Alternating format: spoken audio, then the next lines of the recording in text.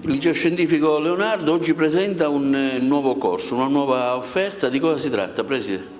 Ma oggi inauguriamo il corso di epistemologia, che è una punta di diamante delle attività extracurriculari che il liceo ha programmato per il corrente anno scolastico in una prospettiva ovviamente pluriennale. Si tratta di un percorso che noi abbiamo incardinato nella mission dell'istituto, che è quella di promuovere la cultura scientifica, ma soprattutto con l'obiettivo di dare ai ragazzi gli strumenti per formare un pensiero critico, ma anche per maturare una certa consapevolezza in qualità di cittadini. È chiaro che un percorso di questo tipo, che diciamo fa riferimento all'epistemologia, è un percorso che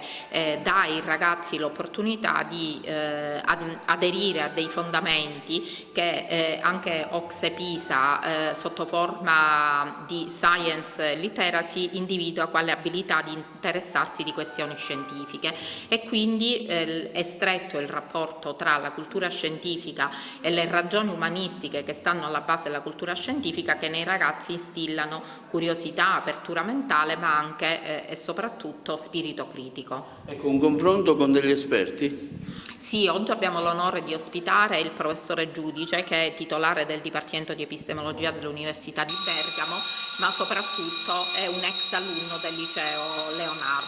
che ritorna oggi tra i banchi, ma soprattutto ritorna per fare una vera e propria lezione di epistemologia ai nostri ragazzi e a quelli che frequentano, che sono stati selezionati per frequentare il corso, e anche ad altri ragazzi che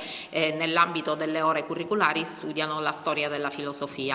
Oggi un grande professore Franco Giudice ci onora della sua presenza per inaugurare il corso di epistemologia che teniamo da qualche settimana nel nostro liceo.